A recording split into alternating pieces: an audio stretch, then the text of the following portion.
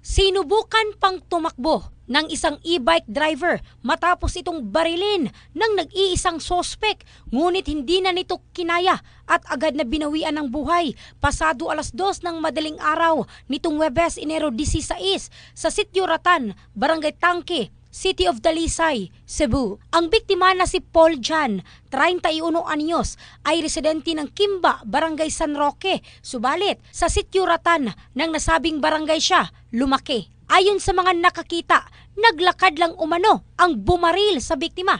Ngunit nang paalis na ito sa lugar, sumakay ito ng e-bike. Sa interview ng Brigada News FM Cebu sa pamilya ng biktima, sinabi nito na gumagamit umano ng ipinagbabawal na gamot ang biktima at naparehab na ito noon. Nakuha ng SOCO mula sa bulsa ng biktima ang 3 pakete ng pinaniniwalaang shabu. Patuloy ang investigasyon ng kapulisan. In the heart of changing lives, ito si Michelle Craste ng Brigada News Philippines, the Music and News Authority.